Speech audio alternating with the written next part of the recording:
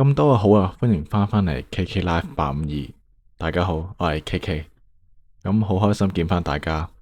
第一次收聽嘅朋友，只係想聽靈異故事嘅，可以直接飛去後邊，下邊留言置頂已經有時間軸。首先，大家喺熒光幕嘅左上角，咁會見到啲嘢，因為早前審批當中啦，所以有一個星期空白咗，費事做多錯多。而家暫時總算回復翻正常，有翻 Super Chat 同埋會員功能，希望可以實踐翻每年年尾捐款嘅動作。呢個係自發性，大家若果真係想捐款嘅，千祈唔好透過我去捐啊！自己揾翻有信譽嘅機構，自己親手去捐款做善事就 OK 噶啦。現在就一步一步嚟重建，咁再次多謝大家嘅不離不棄。當然我都唔會放棄我之前嘅主頻道，希望90日後重見天日啦。可能你會見到近排有好多唔同嘅話題，我會講雖則啦，嗰邊嘅盈利終止咗，的確係受到一啲打擊。但係若果又唔係經過呢件事啊，我又未必會講其他話題。Anyway， 點都好，都係嗰句，只要大家想聽我講故事，我會一直咁講落去。好多人都 DM 我話想聽翻之前嘅故事，咁現在我就會以 Lufa 嘅形式慢慢播放俾大家聽，逐步逐步嚟，我會慢慢咁上架，大家唔好心急啊，俾啲耐性，因為我都要時間製作。咁希望繼續陪伴住大家啦。最後最近 IG 都有好多朋友問我發生咩事，咁我答翻晒你哋先，我真係冇事嘅，放心。只係突然之間同時有好多嘢一齊發生，搞到我的確係有啲攰，咁先至會 post 嗰張相出嚟。咁而家 OK 啦，冇事，放心大家。多謝大家關心，多謝大家關心。咁因為我都係人，我唔係 AI，所以攰呢係好正常嘅。好啦，咁而家就我會喺度準備星期四嘅全新故事俾大家聽。現在事不宜遲。我會以真人 Lufa 嘅方式播放靈異故事，陪住大家返工、放工、瞓覺，一齊聽，一齊驚。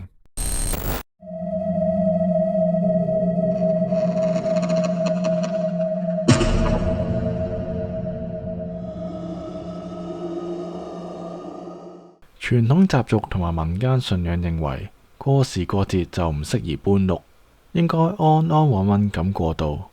不適宜有大型嘅變動啊，而搬屋當然係屬於大型嘅變動啦，好容易會導致影響家中嘅氣場變差，從而影響居住者嘅運勢。當你運勢變差，你當時揾嘅屋都未必係一間好嘅屋。但對一班仍然租緊屋居住嘅朋友嚟講，每一年大難題就嚟啦，因為每一年嘅租金都會調整。租金一調整上漲，佢哋未必支付得起。就算搭正新年都好，點都要搬一間自己負擔得起嘅屋。而以下落嚟呢兩位朋友遇到嘅經歷，就係新年時間搬咗一間非常之廉價嘅租屋，而當中發生咗一啲好可怕嘅事情。我以第一身嘅角度同埋少量嘅改編演繹以下落嚟呢兩個故事。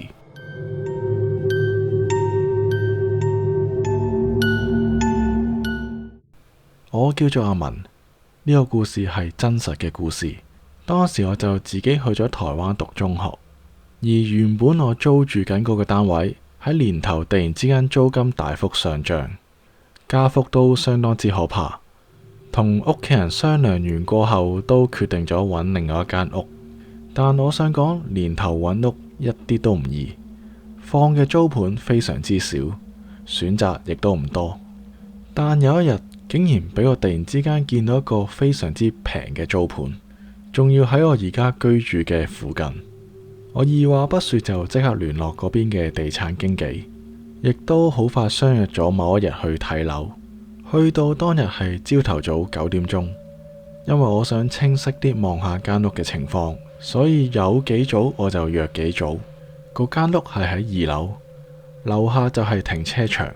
附近嘅社區環境都幾靚同幾乾淨，唯一唔係幾好就係兩邊生咗好大棵樹喺度，擋住咗好多陽光。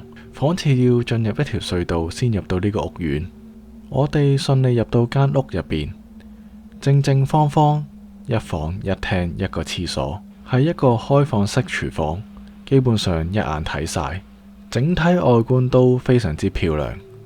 嗰下我都覺得自己執到寶，咁平又咁方便嘅地域，都真係幾難揾到第二個。唯一都係同一個缺點，就係採光非常之差。當日我哋9點幾鐘上到去，就算我開晒所有窗，拉開晒窗簾，外邊都係俾啲大樹遮住咗，感覺都好似已經去到黃昏嘅時間。但採光嚟講都唔係我重要嘅問題，最重要都係價錢嘅問題，同埋成個樓層都比較安靜，於是都即時聯絡咗業主，決定咗租呢間屋。由我哋上呢個樓層到我哋離開呢一個樓層，都見唔到任何一個人。起初我都不以為意，認為隔籬鄰舍可能一早已經返咗工，所以先至見唔到佢哋。同埋一層只係得4伙，見唔到都不足為奇啊！我其實搬嘅嘢一啲都唔多，基本上2個大篋已經裝滿晒我所有嘅嘢。由我揾屋、睇屋、簽約到正式搬入去，2個禮拜就搞掂晒。而奇怪嘅事情就發生喺入住之後3至4個月。第一樣覺得奇怪嘅就係成棟樓都異常地安靜，雖然得6層，但都未至於咁靜啩。另一樣覺得奇怪嘅就係我呢幾個月從來冇見過我同一層嘅鄰居，咁都算啦。直至去到某一個晚上，當晚非常之凍，第2日我就唔使返學，嗰晚我就比較夜瞓。我瞓嘅位置床頭係對住隻窗，而我瞓低喺床上面睇電視嘅時候，我好記得我係開住咗少少嘅窗罅，通一通氣。去到大約凌晨3點鐘左右，我頭頂嘅窗突然之間響起一啲奇怪嘅聲音。我即時抬頭望一望我頂頭嗰隻窗，我就見唔到有任何嘢。嗰下我係覺得會唔會係出邊太大風吹向隻窗造成嘅聲音呢？於是我就冇理會到，繼續睇我嘅電影。我仲好記得我睇緊咩戲，我係睇緊周星馳嘅戲。冇幾耐，我頭頂嗰隻窗再次發起奇怪嘅聲音，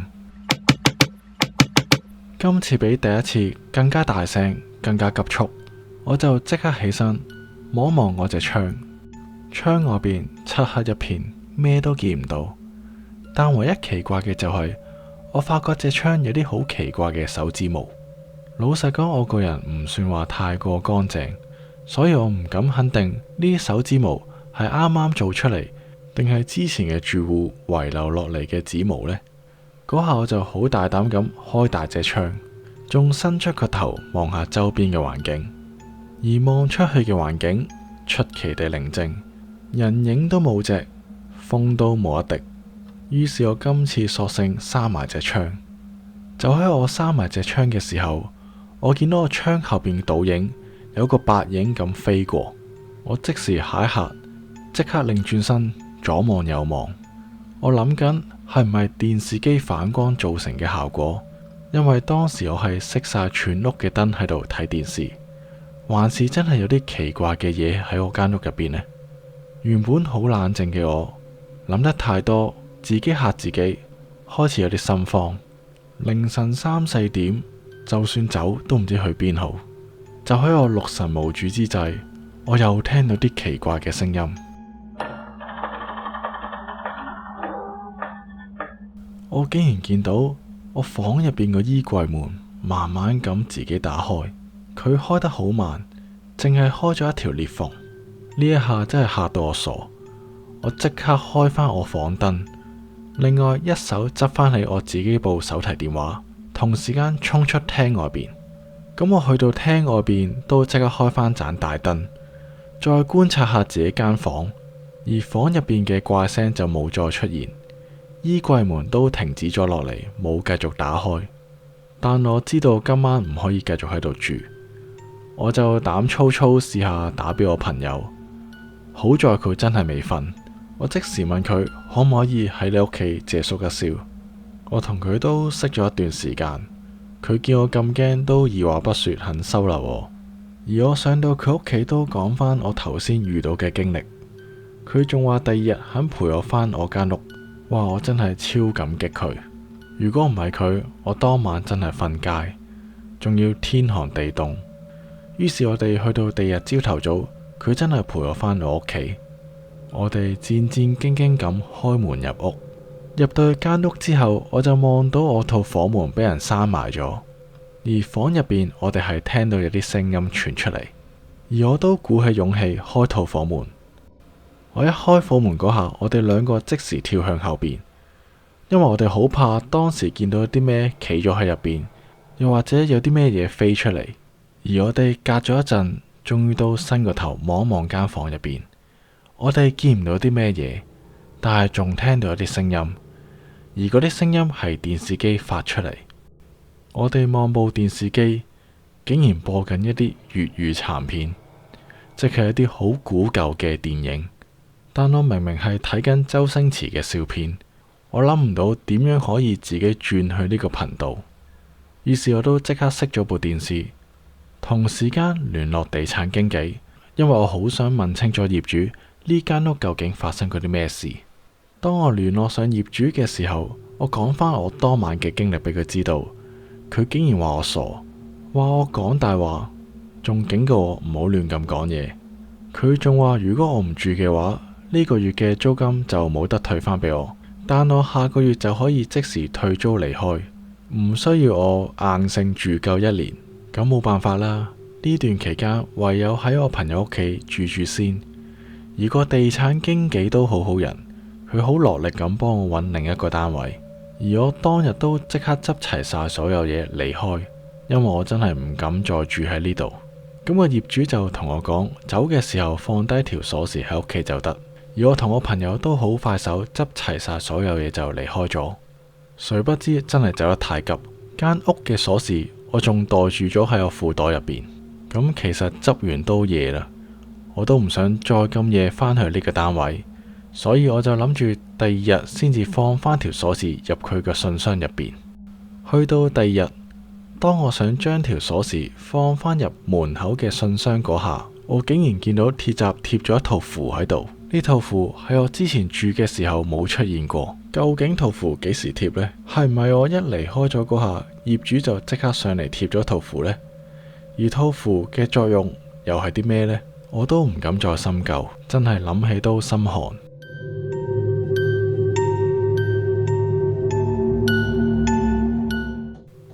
新年流流搬屋其實得唔得呢？我都唔係好知喎。有冇啲專家可以分享一下？如果我自己選擇真係比較陰暗嘅屋，我就唔會揀咯。我真係比較中意西斜嘅屋。我諗好多人都覺得西斜嘅屋係好熱啊，唔係咁中意。但我覺得你熱都係開風扇開冷氣啫，都唔差得幾多度啊。感覺俾太陽曬下好似精神啲。喺科學角度嚟講，有啲陽光曬下都冇咁容易滋生細菌。長期陰陰暗暗，又潮濕又易發毛，真係搵鬼住咩？我哋又聽下第二個故事嘅主人翁，佢屋企搬新居之後，又發生啲咩奇怪事呢？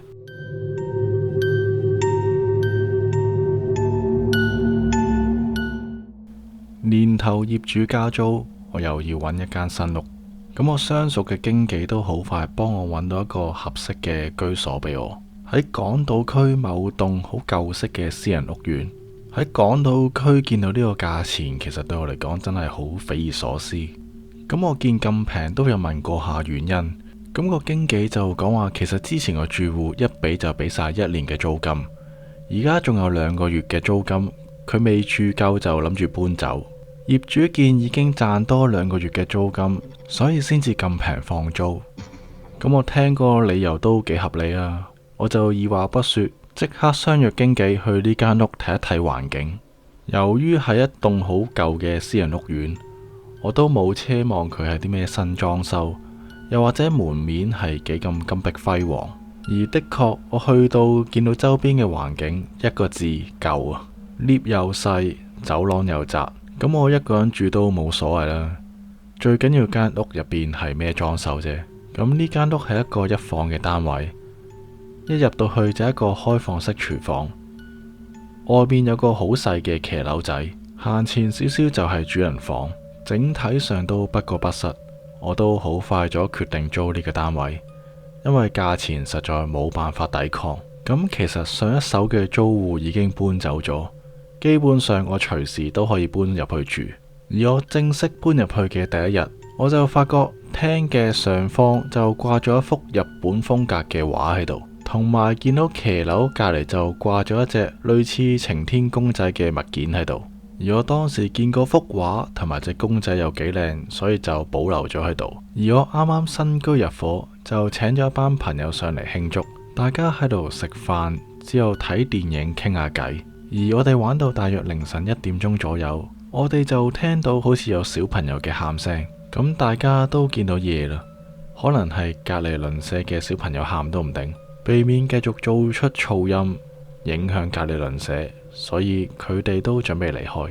而佢哋走咗之後，我都隱約聽到小朋友嘅喊聲，我就見可能係因為我哋玩得太嘈而嘈醒咗佢小朋友，所以我就諗住第日買支酒送俾我隔籬鄰舍，順便打個招呼認識一下對方。去到第二日，我就敲我隔籬鄰舍嗰套門，並且同佢傾咗一陣偈。同佢傾開先知，原來佢屋企係冇小朋友，更加冇初生嬰兒，並且提及過我上一手租戶嘅事情。你之前住上一手嗰位租戶嗰名女仔，行為好古怪噶，每次見佢都係頭耷耷，同佢打招呼又唔認，早出晚歸，都唔知佢做緊啲乜。咁我都係當傾偈咁聽。至於上一手係咩人，我都冇興趣去深究。如是者去到第二個晚上，又去到凌晨1點鐘嘅時間，我向來都冇咁早瞓，我就喺房入邊瞓喺度玩緊電話。就喺呢個時候，我聽到廳出邊傳出一啲 BB 仔嘅喊聲，咁我就慢慢行出廳外邊，並且走去騎樓位置，聽清楚究竟小朋友嘅喊聲係邊度傳嚟。點知我一出到去，所有嘅聲音都冇晒，但我就見到原先掛喺騎樓側邊嗰隻晴天公仔跌咗落地下，而我就見跌咗都好順手，將隻晴天公仔掛返上去。如是者成個星期，我晚晚都喺同一段時間聽到 BB 仔嘅喊聲，哭泣嘅聲音更加令到開始我有啲煩躁。去到有一日，我嗰晚就唔係好舒服，我一早食咗藥就瞓咗覺。瞓之前我係好記得我套房門係閂埋咗，因為我好怕夜晚又俾啲喊聲嘈醒。點知今晚嘅喊聲特別凌厲，大聲到就算我閂埋房門都聽到，更加嘈醒咗我。我模糊中擘大隻眼，竟然見到我套房門俾人打開咗一條門罅，地下有一件黑色嘅物體喺度，感覺佢係伸出半個頭喺度裝緊我。而我都嚇到即時起身開咗我床頭燈，而我一開着床頭燈，嗰個黑影就消失咗。我攞起手上嘅電話睇，又係凌晨1點鐘。我再次走出廳外邊，同樣地一出到去，所有嘅哭泣聲都冇晒。而我再次見到本身掛喺上面嗰隻晴天公仔又跌咗落嚟，今次跌嘅地方更加之奇怪，我唔知佢係俾風吹啊，還是其他原因。嗰隻晴天公仔竟然碌到去客廳中間位置。今次我拎起隻公仔，用少少力捏一捏呢隻公仔，我就發覺入邊好似有啲嘢喺度。於是我就解開條繩，拆開隻公仔望一望。哇頂！點知入邊竟然收埋咗一套符喺度。我唔知嗰套符嘅原意係啲咩，但有乜理由塞喺隻公仔入邊呢？其實嗰下我已經好驚。但係我驚打開咗唔收返入去會惹嚟更加恐怖嘅後果，所以我即時包返住隻晴天公仔。包嘅過程我手都震埋。整好咗之後，我求其攞啲隨身物品就即刻離開，返返去我阿媽屋企住住先。去到第二朝我就好嬲咁同個業主講，點解你屋企會有啲咁嘅嘢喺度？業主俾我嘅反應都係戇居居咁。佢都唔知發生咩事，佢話呢個單位租出去6年，一向都相安無事。咁我當然冇理會到佢任何藉口啦，我就即時要求退租。其後都搞咗一大輪嘅手續，大家先至和平退租。至於嗰隻公仔係啲乜鬼嘢，我都冇再深究。其後唔知係咪因為呢單嘢令到我有啲心理影響，有時夜晚瞓覺都會不自然聽到啲小朋友嘅喊聲，直到我屋企人帶咗我去拜一拜神，並且求咗一套平安符俾我，我先至能夠安靜入睡。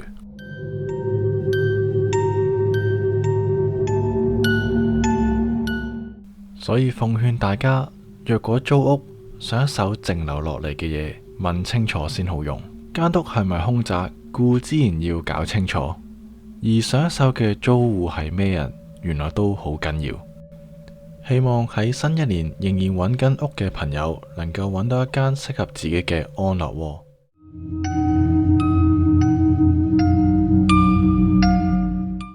我係一名任職地產嘅經紀。就喺某一日啦，我公司有個師姐，佢就話佢自己唔得閒，有啲事要做，就想我帶佢個客就上去睇多次樓。咁個客係翻睇呢層樓，翻睇嘅意思即係話呢個客其實之前已經上過呢個單位睇過。咁翻睇得過往嘅經驗話俾我知，9成9佢都會博取呢層樓。變相其實呢個師姐係送錢俾我使，因為若果成功博取佣金，我係可以收到一半。於是我就即時約呢個客，約一個時間去睇多次呢個單位。呢個單位係位於元朗其中一個屋苑。由於呢家人日頭係要工作，但佢哋今次就好想帶埋佢小朋友去呢個單位睇，所以就約咗大約夜晚9點鐘嘅時段去呢個單位睇。其實我都係第一次去到呢個屋苑。呢個屋苑嘅設計中間係有一個泳池，但我哋夜晚入到去睇嘅時候，周邊黃色暗淡嘅燈就令到成個環境好陰森可怕，唔似得其他屋苑咁光猛。嚟睇呢間屋嘅係一家3口，爸爸媽媽同埋一個大約4歲大嘅小朋友。入到去屋苑範圍，就要去更亭附近登記，同嗰名保安講清楚去邊個單位睇樓。而登記嗰下，我好記得係9點鐘嘅時間。登記完，我哋一行4人就前往呢個單位睇樓。踏入呢個單位第一步，當然就係開晒全屋嘅燈，同埋打開晒全屋嘅窗。呢個單位係典型嘅3房單位。一入到屋門口係一個大廳。右手邊係一個廚房，廳嘅正前方係一條小走廊，左手邊係2個細房間，正前方係一個大房，而右手邊就係一個洗手間。全屋嘅燈都好正常，唯獨是洗手間嘅燈就壞咗，而佢哋都冇乜興趣睇呢個洗手間。我諗佢之前係睇過，所以就冇入過呢個洗手間睇。於是我就閂埋咗洗手間呢套門。由於佢哋係翻睇，其實佢哋都係周圍望下，兜2轉，冇乜大問題就走返出嚟。期間佢哋睇嘅時候，佢哋個小朋友都係喺間屋嗰度周圍走，而我就喺廳中間同佢呢位爸爸傾緊偈。前後睇咗15分鐘左右，佢哋就睇完呢個單位。走嘅時候，呢位媽媽就大叫佢個仔仔。走啦，仔仔，我哋睇完啦，返屋企啦。佢媽媽前後叫咗3、4次，但係佢嘅仔仔都冇回應到。於是我就同佢嗰位先生就入去房揾，而我哋喺房外邊就見到一個好奇怪嘅情況。我哋竟然見到佢仔仔喺嗰間細房嗰度，對住角落頭嘅位置喺度講緊嘢。哥哥，而當刻我同呢位爸爸，你眼望我眼，都覺得有啲唔對路。於是呢個爸爸就即刻衝入去，抱住佢個仔離開咗呢間屋。其實當時我都好驚，因為我都未遇過呢啲情況。我哋出返呢個單位嘅時候，都冇同呢位母親講返頭先我哋見到嘅情況，因為都費事講嚇親呢位媽媽。但當我哋走嗰一刻，呢位媽媽就喺度講：仔仔點解有隻鞋唔見咗嘅？係咪留咗喺屋入邊啊？入去快啲幫佢搵返隻鞋啦！咁呢位爸爸知道唔見咗隻鞋，都好唔想入返間屋，就對住佢老婆講：唉，算啦，一隻鞋啫，唔見咗就算啦，好平啫，我再買過啦，唔好入去搵啦，我哋走啦。但係呢位媽媽好堅持想搵返對鞋，咁我哋迫於無奈就要入返間屋。我哋全間屋都搵勻晒，唯獨淨係冇搵過洗手間，因為由頭到尾我哋都冇入過洗手間入邊。事關盞燈又唔着，入到去都冇乜意思。但呢位媽媽就見到我哋冇搵過洗手間，就不停咁叫佢老公：喂，你都冇搵過洗手間，入去洗手間搵下啦！咁佢老公當然唔入啦，就話走啦，真係走啦，唔好搵啦，唔會喺入邊噶。但係佢老婆就好唔忿氣，佢就一支箭咁衝去呢個洗手間，打開套門搵呢隻鞋。咁佢一打開套門，其實入邊都係漆黑一片，燈又開唔到，淨係靠外邊嘅廳燈照明住。佢望地下同洗手盆都唔見，於是佢就望右手邊，右手邊係一套浴簾。佢一手拉開浴簾，竟然見到佢姐姐隻鞋喺個浴缸正中間入邊。佢老婆見到呢個情況，終於都識驚，隨即攞返呢隻鞋，轉身就衝返出門口外邊。我見到咁恐怖嘅情節，都即刻跟隨其後走返出門口外邊。我以最高嘅速度閂晒所有窗同燈，走返出門口。就喺我準備閂大門嘅時候，我哋就聽到一個巨大嘅聲音，而呢個聲音係一個好大力閂門嘅聲音，係喺廚房嗰度傳出嚟。我聽完之後已經手騰腳震，即刻鎖上套大門同埋鐵閘，轉身走出 lift 口。我不停咁撳 lift，希望架 lift 盡快上嚟接我哋走。但係你越係急越係驚，架 lift 偏偏就唔上嚟。我哋4個人一等就等咗5分鐘，其實真係冇乜可能。呢度係半低密度嘅樓宇，樓高都係10幾層，冇乜可能等咁耐都冇 lift。我哋幾個人已經好驚，驚惶失措，而呢位爸爸就提議，不如我哋行樓梯啦。我就當然話好啦，因為我哋睇嘅樓層都唔係好高。我哋就即時去到走廊尾嘅位置，諗住推開套防煙門，其實都唔係推。嗰一刻我已經驚到橫衝直撞，我係直接用膊頭撞向套防煙門，但係好奇怪，套防煙門後邊好似俾啲阻力阻住我係撞極都撞唔開。我來回撞咗3、4次，都係冇辦法撞開呢套門。而喺呢個時候，我哋就聽到叮一聲，原來架 lift 終於都去到我哋樓層。我哋幾個人就即時衝返向 lift 口位置，進入呢架 lift。慶幸搭 lift 嘅過程中都冇任何怪事發生過。就當我哋準備出返去屋苑嘅時候，又去返嗰個更亭，因為需要登記返我哋離開嘅時間。咁更亭嗰個看更見到我，佢就同我講：哇，先生，你哋睇樓睇咁耐嘅，我正想上去呢個樓層睇下你哋搞緊乜嘢，有乜理由睇樓睇咁耐嘅你哋？我就答返佢啦，都唔係睇咗好耐啫，我哋而家走啦。但當我睇返我自己手錶嘅時間，竟然係夜晚11點半。原來我哋前後喺呢個單位足足停留咗3個鐘，但絕對係冇可能。我頂多係睇咗1個鐘。我問返呢對睇樓夫妻，佢哋都覺得好神奇，好似去咗一個異度空間一樣。咁經過呢一件事，呢對夫婦當然冇買呢層樓啦。於是我就返公司擺低啲嘢。咁公司個師姐見到我，佢都好好奇咁同我講：哇，你睇樓睇咁耐嘅，我以為你出咗事啊，差啲想報警啊！我打咗10幾次電話俾你，你都唔聽，究竟發生咩事啊？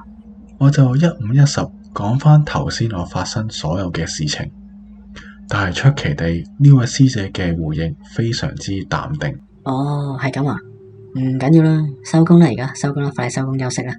咁經過今次之後啦，返到屋企我足足病咗成個月，我係嚴重到落床都有問題，睇完中醫再睇西醫都係搞唔掂，最後我媽媽就落去揾醫治鋪嘅老闆娘，就諗住揾佢幫我查下日腳，睇下我有冇撞到啲唔乾淨嘅嘢。誰不知一查就講出某年某月某日喺某個地方我遇到一個靈體，而嗰個日子同嗰個地方就係我睇樓嘅日子，睇樓嘅地方。佢就教我執一份醫紙去指定嘅地方化咗佢。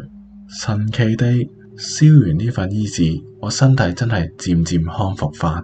咁我返公司嘅時候就想問翻呢個師姐，問翻究竟發生啲咩事。我聽翻佢答我，真係唔知好嬲定好笑。係啊，嗰間係凶宅嚟噶，睇樓嗰對夫婦都知嘅，佢哋知過我講得好清楚噶喎，因為佢哋聲稱自己係基督徒，一向都唔信鬼神，所以我先至帶佢哋去睇嘅咋。咁我再查下呢間凶宅究竟係死過啲咩人。咁原來呢個單位上手亦都係有個小朋友，而呢位小朋友因為讀書壓力太大，佢竟然選擇咗着住紅衫紅褲喺呢個單位跳樓身亡。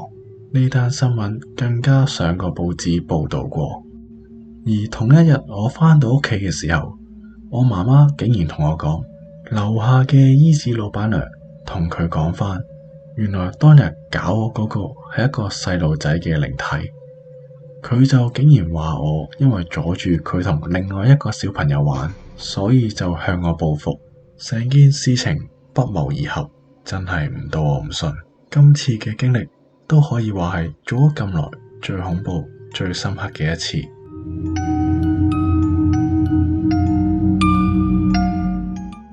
希望呢位網友鍾意我呢個演繹，亦都好希望佢可以提供更加多佢嘅靈異故事。喺度都希望你工作順利。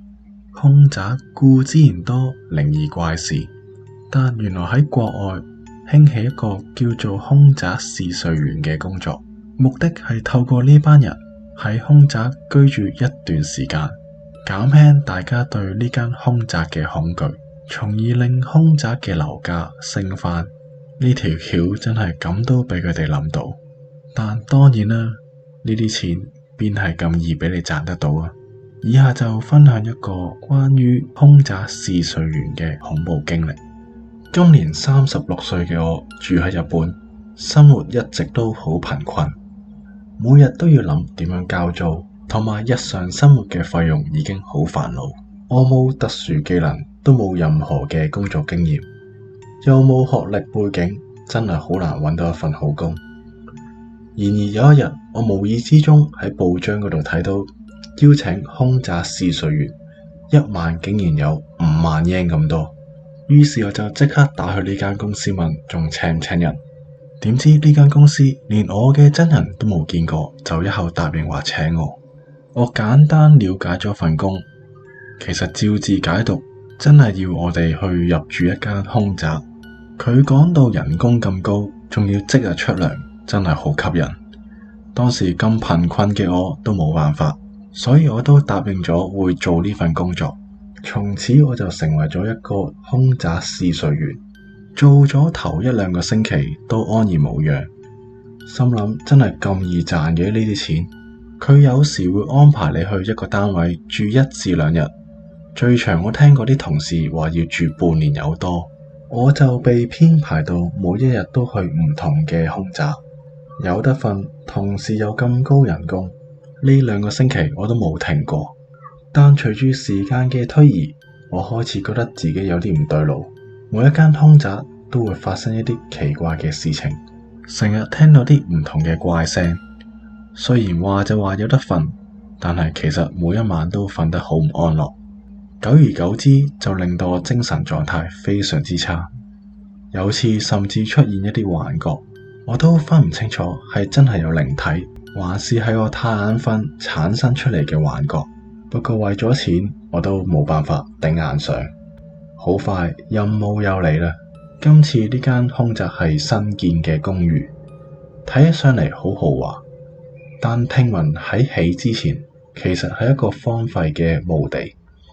由於承建商想獲得更高嘅利潤，所以就選擇咗呢度起公寓，並且喺施工之前拆晒所有嘅墓碑，導致好多屍體都冇辦法妥善處理。據說當地嘅居民講，呢度嘅墓地曾經係非常恐怖嘅地方，未拆之前已經經常鬧鬼，而起好之後就聽聞有好多靈魂喺各個單位嗰度徘徊，希望揾翻自己嘅歸宿。所以呢棟公寓就遺留咗好多無法安息嘅靈魂。喺第一日，我同幾位凶宅嘅試睡員被分配喺唔同嘅單位。其實嗰日我都覺得非常之興奮，好似去度假咁，因為我第一次同咁多位試睡員一齊工作。不過呢個興奮嘅心情喺第一晚已經粉碎咗。喺第一晚瞓覺嘅時間，喺睡夢中我就見到有個黑影慢慢咁行落我床邊，之後佢就用手鏈住我條頸，之後我就開始有種窒息嘅感覺。喺夢入邊嘅我極力掙扎，幾經辛苦，終於從夢中甦醒。但醒返嘅時候，我竟然發覺原來鏈住我條頸嘅係我自己隻手。我全身飆晒冷汗，非常之不安。我起身望返窗口嘅時候，已經係天光。隔住個窗口，我就見到其他嘅試睡員離開緊，於是我就諗住開門跟隨其後，但係套門竟然鎖上咗。我不斷咁拍打套門，同埋想開窗大叫，但係窗又開唔到，門又被反鎖住。我嘗試打電話求救，但係手機又冇訊息。呢一刻我就發現自己被困咗喺呢間凶宅入邊。處境非常之可怕，真係叫天不應，叫地不聞。就喺呢一刻，我突然聽到一啲沉重嘅腳步聲喺間房嗰度傳出嚟。呢啲腳步聲越嚟越接近我感覺到好似有啲嘢靠向我開始心慌。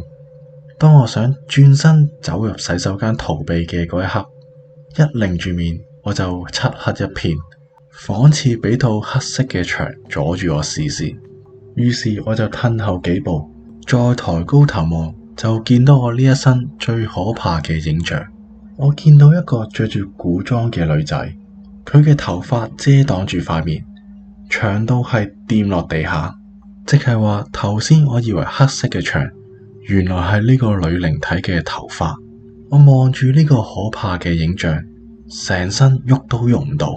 然而呢個女仔慢慢就靠近我，並且伸出佢嘅手鏈住我條頸。我對腳喐唔到，想叫又叫唔出。由於實在太驚嚇，我突然之間失去咗意識。當我再次醒返嘅時候，天色已經變黑，我仲係停留緊喺呢間凶宅入邊。醒返嘅時候，我就瞓咗喺地下，而我又聽到一啲奇怪嘅聲音。同樣地，都係喺呢間凶宅入邊嘅房間傳出嚟。我已經驚到瑟縮一角，唔敢亂喐，亦都唔敢亂咁望。我再嘗試用我嘅電話諗住打俾我嘅主管，點知連電話都冇電。望下隻手錶係凌晨3點鐘，即係話我仲要挨多3個鐘頭先到朝頭早。我打算朝頭早有陽光先至再揾出路。喺呢3個鐘頭，間屋入邊不停咁傳出怪聲，佢哋嘅聲音仲越嚟越大，當中夾雜住一啲慘叫聲，同埋一啲我聽唔明嘅對話。可能我真係太攰，我就係咁無啦啦又瞓着咗。我再次夢到嗰個長髮古裝女靈體，今次佢就冇鏈住我條頸，但係佢就用一個好兇惡嘅聲線同我講：你再咁踏入呢間屋半步，我唔會再放你走。聽完佢講之後，喺我耳邊就不停有把男人嘅聲叫我。我醒返嘅時候就見到個男人，佢係我公司嘅同事。佢就問我：點解你仲喺度？琴日啲人已經走晒，點解你唔走？我仲以為你發生咗啲咩意外。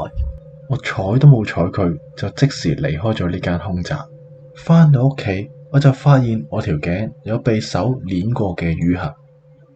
可想而知，當刻我捏住自己係幾咁大力。從此之後，我就再唔敢做呢份空擲試睡員嘅工作。人窮起上嚟，真係乜都夠膽死。俾着你，又敢唔敢做呢份工作呢？走投無路，空擲都要住，所以而家好多空擲嘅公屋，大家都排住隊去搶。有屋住總好過七街瞓啊！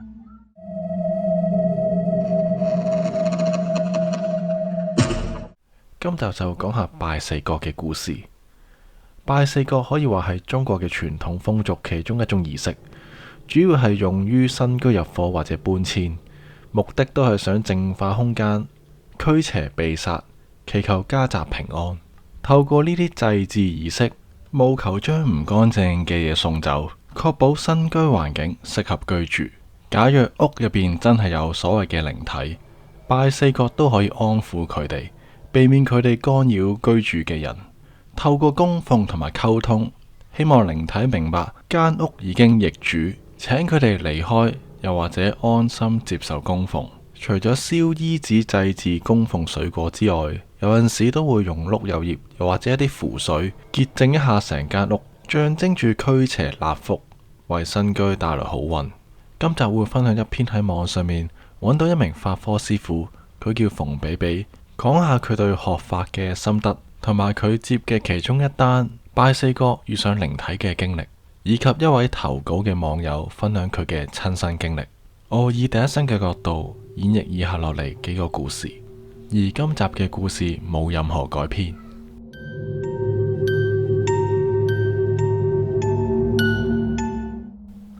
好記得我啱啱學法嘅時候，仲未接觸超度嘅法門，曾經睇過一位法科師傅嘅文章。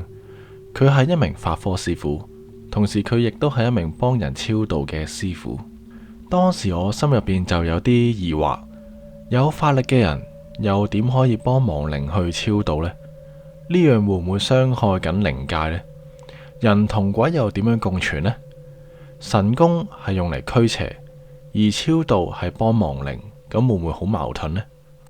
啱啱學法嘅我嘅觀念好簡單，神就係正，鬼就係邪。直到幾年前，我就跟咗一位師傅學習超度儀式。喺超度嘅過程同師傅嘅教導之中，我就得到好多啟發。原來鬼生前係人，人死後就變成鬼，本質就冇乜分別。咁唔通幫人就係高尚啲，幫助亡靈就係低級啲呢？當我接到以下嘅個案之後，我就漸漸參透到當中嘅道理。喺有一次，我就幫一位朋友佢嘅新居進行拜四角嘅儀式。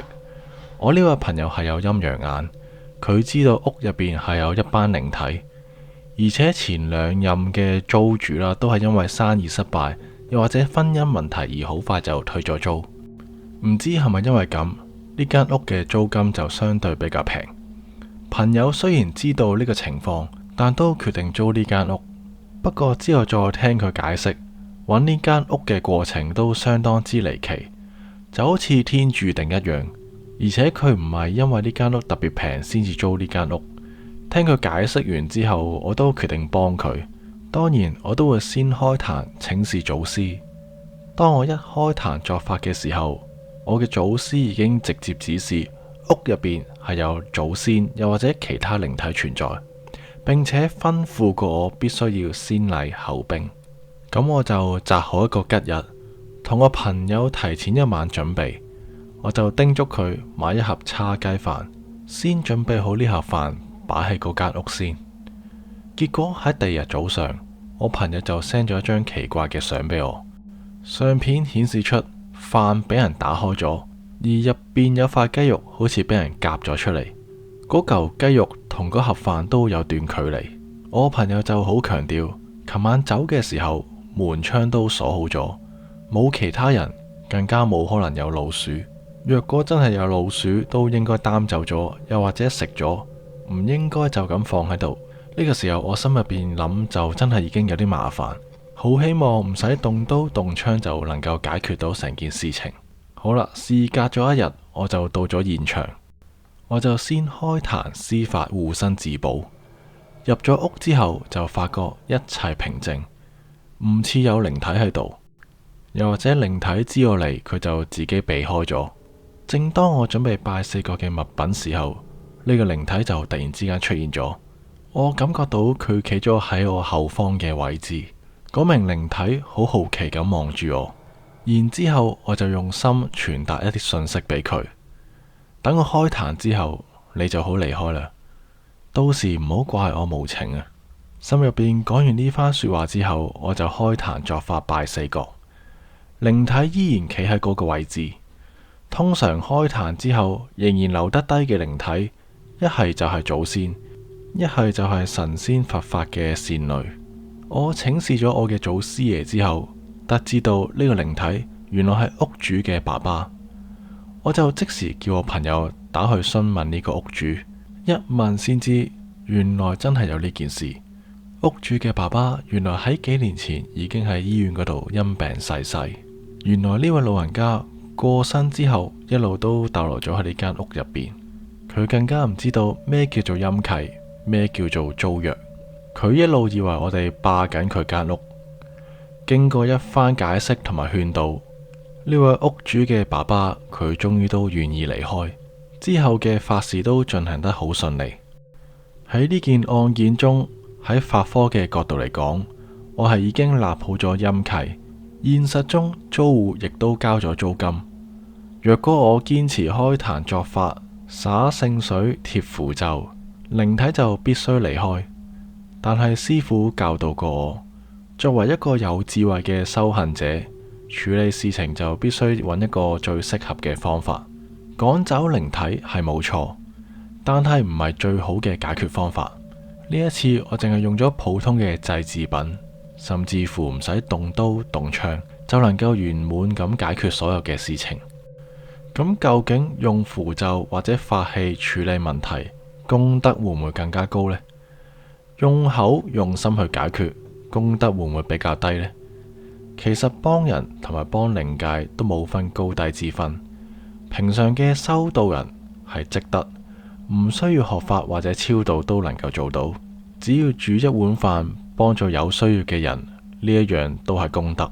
所以法科嘅師傅能夠處理鬼神之事，又能夠超度靈體，一啲都唔矛盾。而係因為我哋明白到鬼生前都係人，人死後就係鬼，幫助佢哋其實都係幫助曾經嘅人。無論係用符咒法器，定係用心溝通，只要都係出自於善念，功德都係一樣。修行唔在於形式，而在於你自己個心。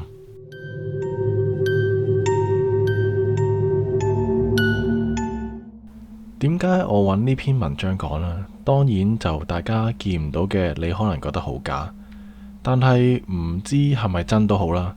當中一啲道理其實都係活着當下嘅我哋好值得去學習嘅。希望大家從故事中有一番領悟。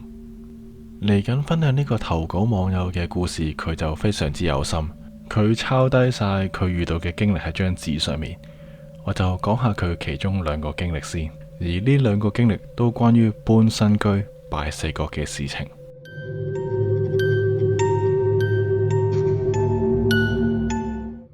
啱啱新婚嘅我就諗住同我先生揾新居，建立屬於我哋嘅愛巢。尋覓咗一輪之後，我哋就喺太平道某一個花園租咗其中一個單位。當時我對拜四角嘅知識都係一知半解，我嘅概念就係買幾份衣包同埋元寶蠟燭喺屋入邊四隻角拜祭。於是我就去咗附近嘅衣紙鋪買咗個化寶盤同埋一份元寶蠟燭。之後就去咗下樓梯嗰度燒衣，燒咗一陣之後，一切都好順利。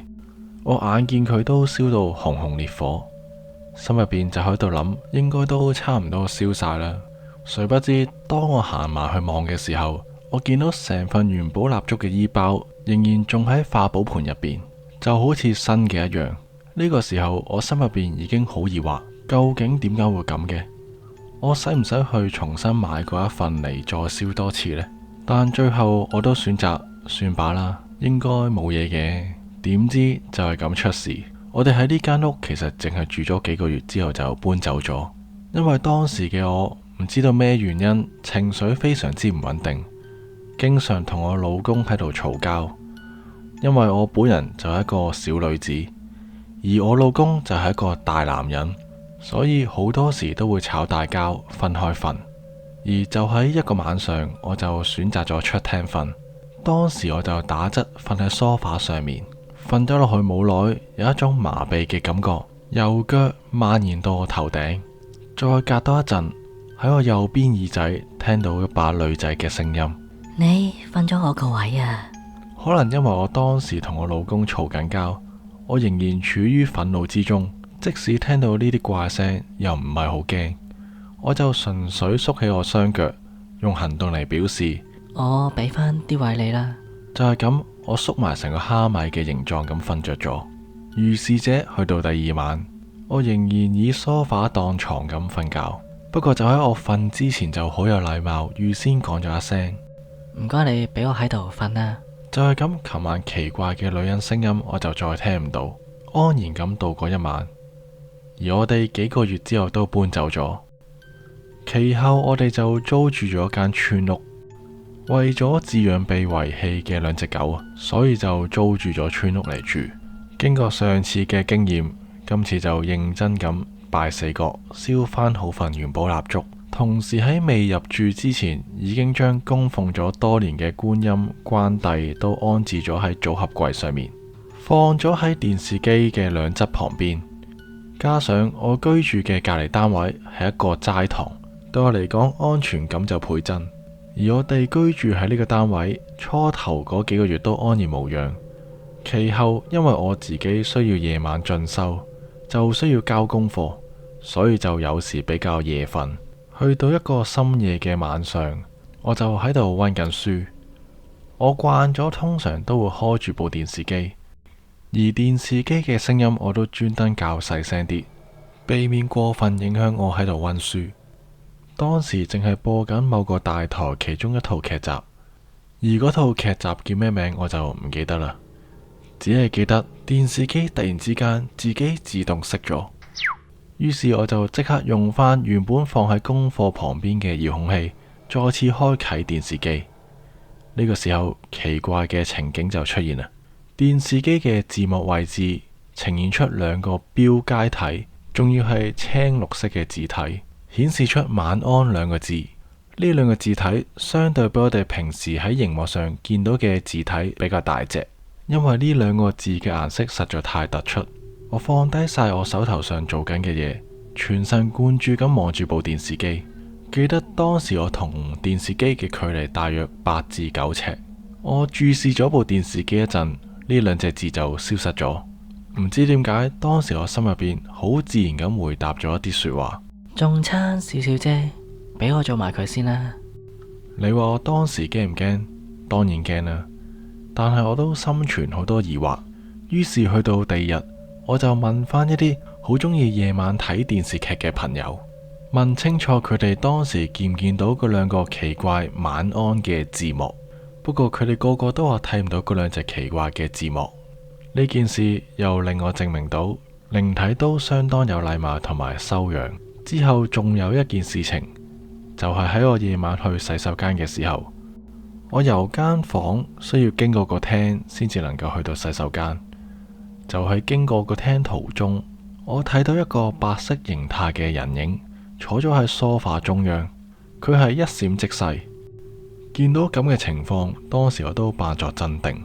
咁我去完洗手間之後，都即刻返房瞓覺。事後我淨係覺得，既然能夠有咁嘅形態坐喺梳化中央，睇得出佢應該唔係泛泛之輩，有機會係一啲神靈，因為佢坐嘅位置正正係夾住觀音同埋關帝之間。有見及此，之後我就開始春秋兩祭、盂蘭節、水陸法會，甚至乎過年過節都會燒衣祭祀，並且寫上名號衣包作為供奉。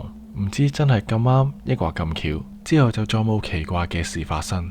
我哋就一直住到兩隻狗仔去世先至再搬屋。以上就係我分享嘅親身經歷。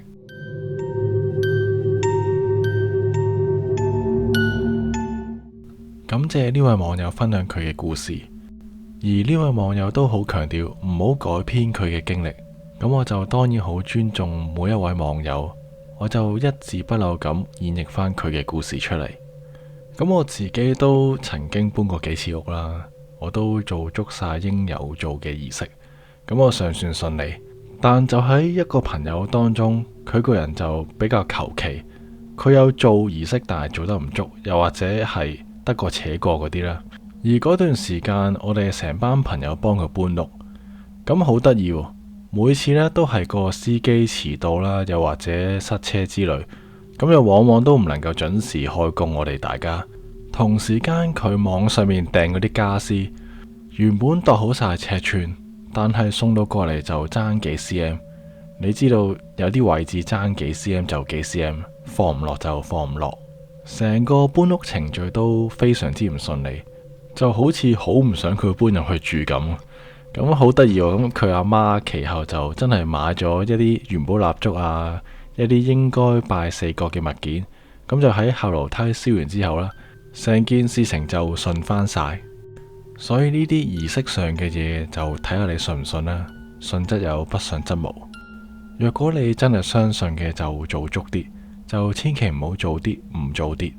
最後都係嗰句，以禮待人，入屋叫人，入廟拜神。今集分享到呢一度。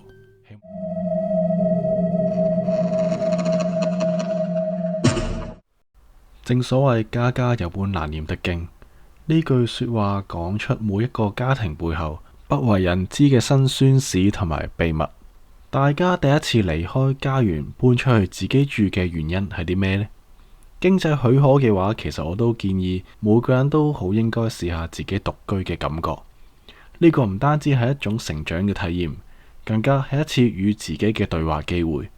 不過萬事起頭難，最難嘅第一步當然就係揾屋啦。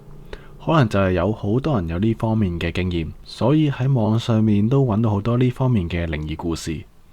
揾屋嘅時候經驗不足，一時心急，又或者貪平租金就租咗一間令自己一生難忘嘅單位。冇咗錢事小，影響身心健康事大。接下落嚟，我會以第一身嘅角度演繹以下落嚟兩個嘅靈異故事。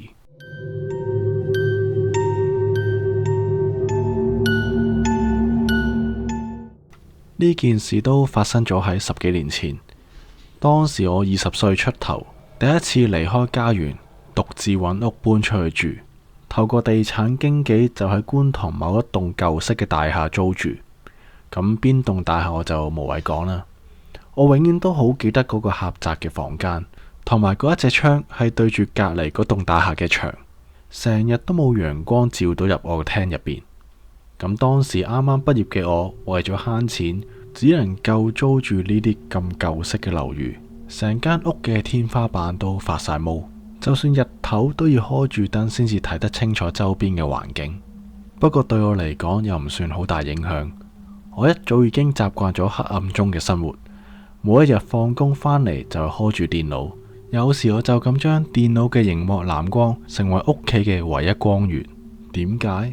因為慳電咯。我嘅衫褲鞋襪都係隨意咁堆放喺梳化側邊，啲外賣盒食完都就咁放喺張台上面。我個人就好鬼懶，反正都冇人嚟，所以都冇乜點執屋。一個字，亂啊！住咗大約1個月左右。跟住就到農曆7月嘅日子，去到某個深夜，喺我瞓覺之前就攤喺床上面玩緊我部電話。就喺呢個時候，突然之間我覺得成個身都變得好重，我好想轉身，但係我發覺自己喐唔到。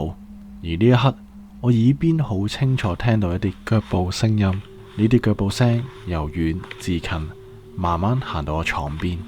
呢個時候我就好驚。我心跳開始加速，冷汗都由額頭度流落嚟。而呢一刻，我眼角就見到一個高大嘅黑影出現咗喺我床邊。我睇唔清楚佢個樣，但係感覺佢係望住我。我驚到勁想尖叫，但係就發唔出聲音。個黑影更加慢慢烏低身，貼住我耳邊隔籬。佢發出嘅冷空氣真係凍到入心入肺。我嘗試喺心入邊念佛經。唔知隔咗幾耐，我個身終於都喐得返，我成個人彈起，成間房人影都冇隻，而嗰個黑影都消失咗。我抬頭望掛喺牆上面嘅鐘，顯示係凌晨4:04。由嗰一日開始，怪事就接二連三咁發生。浴室嘅燈光無端端閃動，有時候明明閂咗嘅水龍頭都會突然之間自己扭開咗。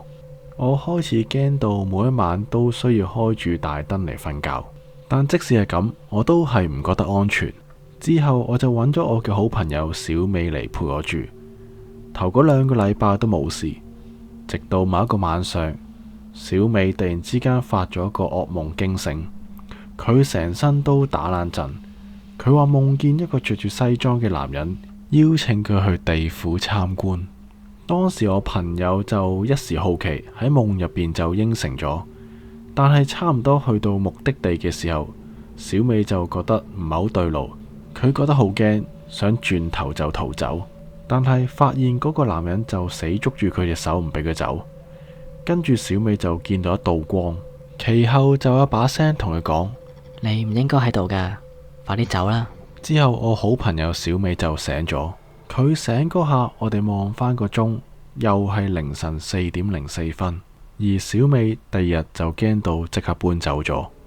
我試過去朋友嗰度借住，但係因為工作地方太遠，最後都要去返我租呢個單位。嗰晚我返去都比較夜，而怪事又再次發生。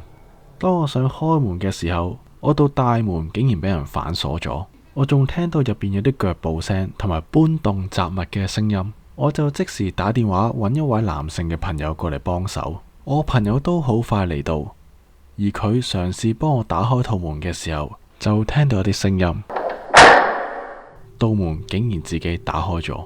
我哋戰戰兢兢咁行入間屋入邊，我見到我啲衫褲鞋襪俾人掉晒喺門側邊，同樣地，成間屋一個人都冇。我個銀包同埋一啲貴重物品都原封不動，咁好明顯唔係入屋打劫。咁究竟頭先屋入邊發生啲咩事呢？我就頂唔順，第二日就聯絡地產經紀就想退租，而嗰名經紀通知咗業主之後，業主又好出奇地好順攤話肯退租俾我。而我就搬返屋企之後，我媽媽就發覺我面青口唇白，精神恍惚。佢追問之下，我就講返呢段經歷俾佢知道。之後我媽媽就帶咗我去揾佢嘅好朋友。佢呢位好朋友係一位道家師傅。呢名師傅聽完我描述完之後，問埋地址，而佢塊面就突然之間變得好凝重。佢竟然講話呢間屋入邊住咗一個30幾歲嘅男人，佢因病已經過世。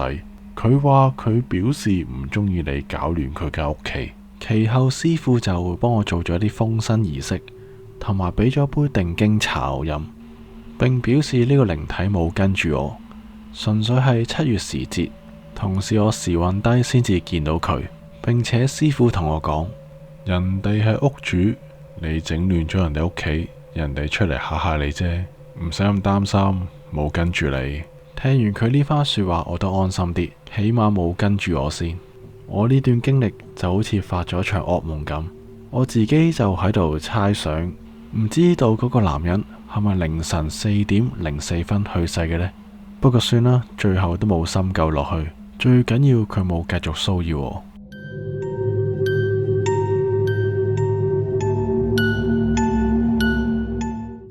若果係真嘅話，相信呢位已去世嘅男士生前應該係一個好乾淨嘅人，自己間屋當然唔想人哋搞亂啦，將心比己，你係業主，你都唔想你嘅租客咁瀨啡咁污糟啦。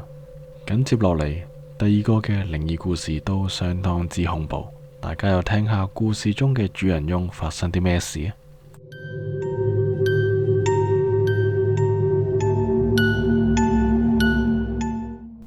呢件事發生喺台灣，好記得當時我企喺台北街頭，望住手提電話，睇到貴到離晒大譜嘅租屋資料，只能夠感嘆地講一聲：鬼叫你窮咩？於是我就放棄上網揾屋，直接去一啲地產門市，又或者睇下一啲貼喺街邊嘅租屋廣告。而我行下行下，就喺一支電燈柱上面發現咗一張手寫嘅租屋廣告。呢間屋係一棟舊式嘅公寓，位置喺3樓。呢棟大廈雖然有啲歷史痕跡，但價錢都好合理。我就即時打去聯絡呢個業主。佢係一個中年人，佢話呢間屋係原本佢自己住，最近因為工作關係先要搬走。而我就即刻去公寓周邊嗰度行咗一陣，我就發覺附近有廟宇同埋幾間超級市場，感覺都相當之方便。而我搬嘢入去嗰日，業主都好有心，佢專登過嚟幫我搬行李上樓。我不時都有同佢傾偈，問下呢間屋以前住過啲咩人。不過傾偈嘅時間，我就注意到佢眼神非常之閃縮，佢一路都唔係好咁正視我。咁我就冇特別理會啦。佢只係回答咗我，一路都係自己住，冇租過俾其他人。而我都好快好順利咁進駐咗呢個單位。初頭嘅日子都相當之平靜，直到一個落雨嘅晚上，恐怖嘅事情就發生。嗰日我好記得係夜晚大約9點鐘，係我收工嘅時間返到屋企。入到屋我就開着我嘅大燈，一開着燈我就發覺地板上面有啲濕立立嘅腳印，腳印係由露台開始走到我間房。我心諗，大鑊，唔係有賊啊嘛？我間房嘅火門係開住咗，但係就冇開到燈，所以入邊黑麻麻，我都睇唔清楚入邊有冇人。最詭異嘅就係呢啲腳印只係有入嚟嘅痕跡，就冇出過呢間屋。而呢個時候我就喺大門口嗰度大叫：喂，出嚟啊！報咗警啦！諗住大叫一聲壯一壯膽，同埋想俾個賊知道我已經返咗嚟。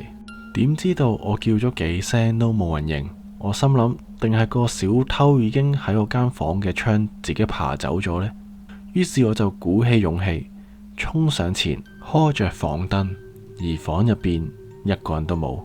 地上面嘅腳印就行到喺我床邊就停咗。我見到今日狀況就即時打俾業主。業主竟然話可能係漏水。我聽到真係當堂嚇一跳，然後得啖笑。我就同佢講，有時間不如上嚟望望啊。而嗰晚之後，怪事都接踵而來。有時我啲日用品會無啦啦唔見咗，半夜又成日聽到敲門嘅聲音，經常見到大門下邊嘅裂縫成日有啲人影閃過。而我每次衝上前開套大門，諗住睇下邊個夜媽媽喺度周圍行同埋亂咁敲人套門，點知每一次開門都係人影都冇隻。我開始俾呢啲怪事搞到我自己都心煩氣躁，個人都好憔悴。我眼嘅黑眼圈大到好似俾人打咗一拳咁。而去到另一個晚上，更加恐怖嘅事情又發生。我半夜瞓下覺嘅時候，就聽到大門口俾人猛烈撞擊嘅聲音，我嚇到即時醒咗。我更加聽到大門口俾人打開咗嘅聲音。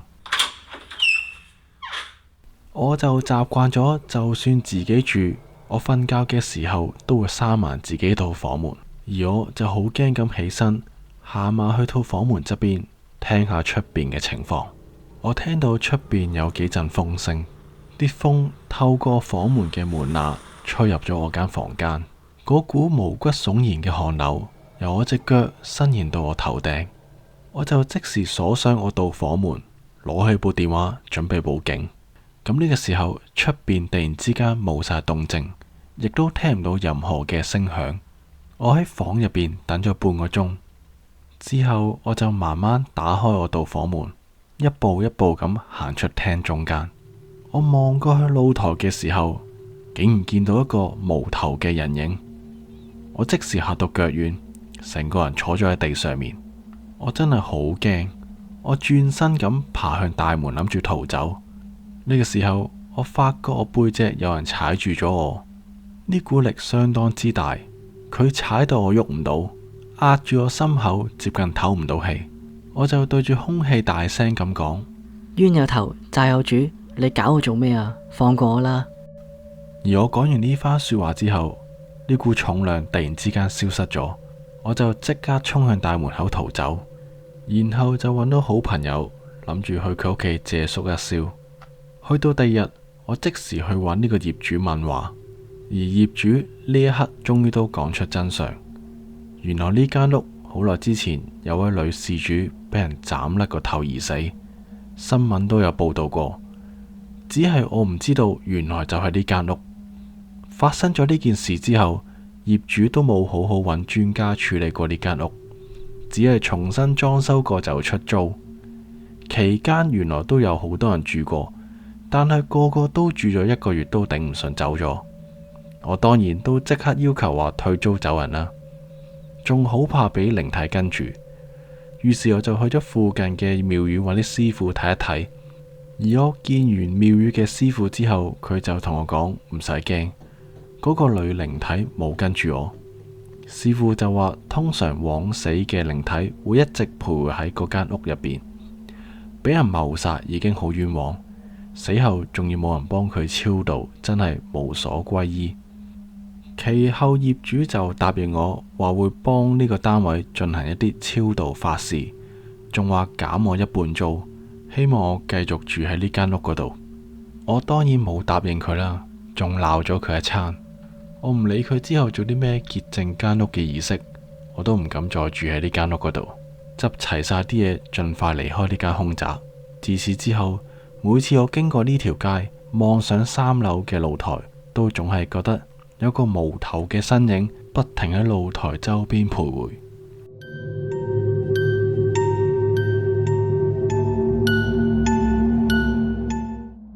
所以租屋真係唔好貪快，好多人為咗賺錢無所不用其極。而家相對透明度都比較高，一輸入你想租住嘅單位，相信好多資訊都可以喺網上面揾到。不過凶宅呢個定義好多講法，不幸被殺害又或者喺單位入邊犧牲嘅人，咁當然算係凶宅啦。但係究竟喺入邊因病而去世嘅人，又算唔算係一間凶宅呢？亦都有人話經過都計。咁我做過一單個案，就係需要借用人哋間屋，將嗰名跳樓犧牲嘅人士透過佢間屋先至可以搬出嚟。咁佢間屋又算唔算係凶宅呢？因為當時嗰位犧牲者喺平台，咁我哋都揾唔到其他位置可以搬運佢，焗住就要透過人哋嘅單位先至可以搬佢出嚟。若果咁都算係凶宅，都相當之無辜。希望呢啲同類嘅事情唔會再發生啦。今集講到呢一度，希望大家鍾意啊！歡迎大家留言討論，又或者講下自己嘅親身經歷啊！